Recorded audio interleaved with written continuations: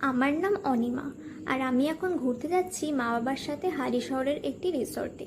বর্তমান পড়াশোনার চাপে কোথাও ঘুরতে যাওয়া হয় না, তাই গরমের ছুটি পড়তেই মা বাবাকে নিয়ে বেরিয়ে পড়লাম।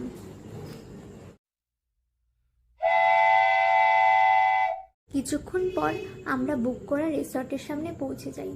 রিসর্টটি যদিও স্টেশন থেকে বেশি দূর ছিল না।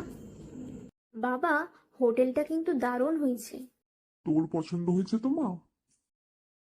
হোটেলটা সুন্দর, কিন্তু হোটেলের চারপাশটা একটু ফাঁকা ফাঁকা লাগছে না? উফ মা, ও আমরা কদিনের ছুটি কাটাতে এসেছি, ছুটি কাটিয়ে ফের চলে যাব। হ্যাঁ, তুমি অত চিন্তা করো না কেমন। আচ্ছা চল এবার ভেতরে যাওয়া যাক। কিছুক্ষণ তর্ক বিতর্কের পর আমরা সবাই হোটেলের ভেতর ঢুকে পড়লাম। রুমে ফ্রেশ হওয়ার পর হোটেলের চারপাশটা কেমন সেটা দেখছিলাম, আর কিছু জায়গার ছবি তুলছিলাম। ছবি তুলতে তুলতে কখন যে হোটেলের পেছনে এসে পড়েছি খেয়ালই নেই। কিন্তু এই হোটেলের মধ্যে যেটা আমার নজর কেড়েছে সেটা হলো হোটেলের পেছনের বাগানটা।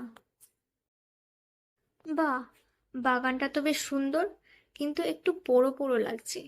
মনে হয় এই বাগানের কেউ পরিচর্যা করে না, তাই বোধহয় এই অবস্থা। দিদি ভাই। ও, আপনি কিছু বলবেন?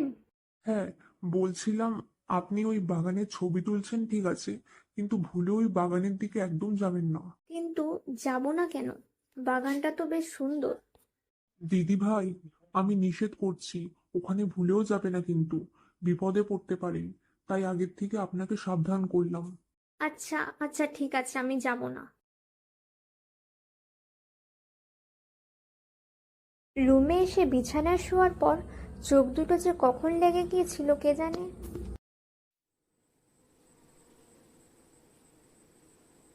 ঘড়ির দিকে তাকিয়ে দেখি রাত 10টা বাজে, আর টেবিলের দিকে তাকাতেই দেখি রাতের খাবার দিয়ে গেছে।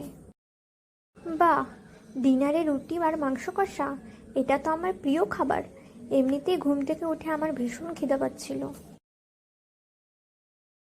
খাওয়া দাওয়া সেরে গল্পের বইটা নিয়ে বসলাম। হঠাৎ মনে পড়লো সেই বাগানটার কথা। যেই ভাবা সেই কাজ। তাই বাইরে বেরিয়ে দেখলাম মা বাবার রুমটা অন্ধকার, আর চারপাশটা পুরোটাই অন্ধকার আছে। এটাই মোক্ষম সময়। সিঁড়ি দিয়ে নেমে পড়লাম বাগানের উদ্দেশ্যে। বাগানের গেটের সামনে দাঁড়াতেই মোবাইলের টর্চটা জ্বালাতেই দেখি নো এন্ট্রি লেখা বোর্ড টাঙানো আছে। ধুর, এসব কিছুই না। কিছু তো আছে ইন্টারেস্টিং, সেটা তো আমাকে জানতেই হবে। তাই গেটটা খুলে ঢুকে পড়লাম বাগানের ভেতরে।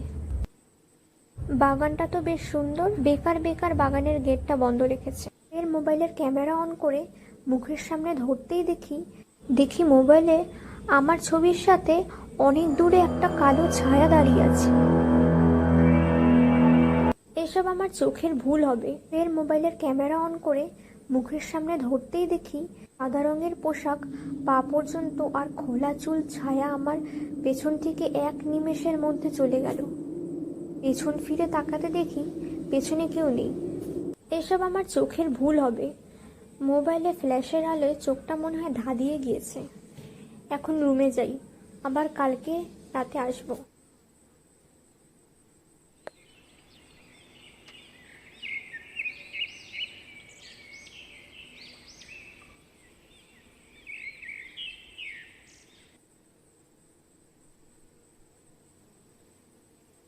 আজকে পুরো বাগানটা ঘুরে দেখতে হবে। পরের দিন রাতের বেলা ফের বাগানে ঢুকে পড়ি।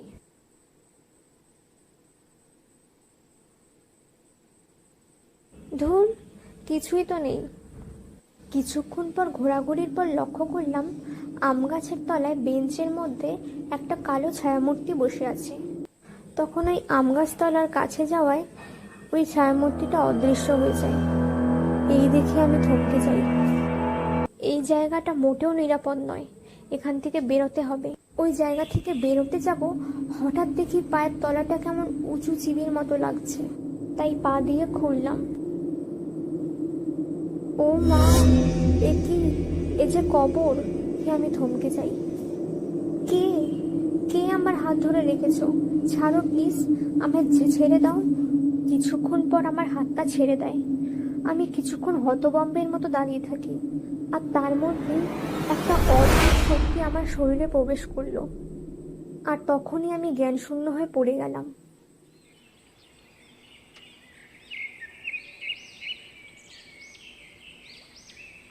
সকালে জ্ঞান ফিরতেই দেখি আমি বিছানায় শুয়ে আছি, আর আমার পাশের চেয়ারে ডাক্তার আঙ্কেল বসে আছে, আর আমার মাথার কাছে বাবা আর মা বসে আছে, এবং একজন হোটেলের কর্মচারী ছিল ওই রুমের মধ্যে।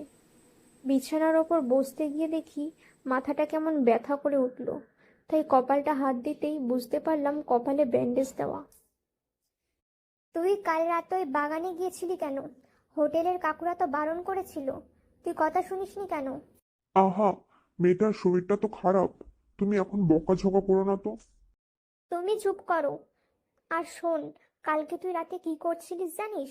শোন তবে, তুই কাল রাতে অজ্ঞান হয়ে যাওয়ার আগে অনেক জোরে জোরে চিৎকার করছিলি।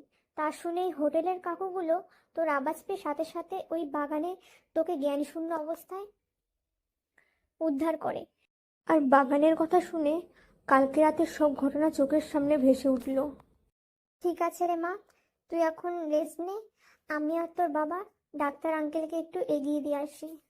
একে একে সবাই ঘর থেকে বেরিয়ে পড়ে, কিন্তু হোটেলের কর্মচারী যে আমাকে রক্ষা করেছিল সে এগিয়ে এসে বলল, 2 বছর আগের কথা, একটা মেয়ে হোটেলে থাকতে এসেছিল। সে কিন্তু এখানে ঘুরতে আসেনি, একজনের ভয়েতে এসেছিল। কিন্তু কেন? কারণ সেই ছেলেটি মেয়েটিকে খুব পছন্দ করত, কিন্তু মেয়েটি ছেলেটিকে একদম পছন্দ করতো না, কারণ ছেলেটি খুব খারাপ ছিল। একদিন ছেলেটা মেয়েটাকে বিয়ের প্রস্তাব দেয়, কিন্তু মেয়েটা প্রথমেই না করে দেয়। তাই একদিন ছেলেটা মেয়েটাকে মেরে ফেলতে যাচ্ছিল, কিন্তু মেয়েটা কোনো প্রকারে সেখান থেকে পালিয়ে আসে এখানে। কিন্তু ছেলেটা জানতে পেরে যায় যে মেয়েটা এখানে আছে, তাই ছেলেটা একদিন মেয়েটাকে ছুরি মেরে পুঁতে দেখে সেই বাগানে। আপনি এসব জানলেন কি করে? আমরা কিছুই জানতাম না, মেয়েটা কিছুদিন ধরে দেখা পাওয়া যাচ্ছিল না।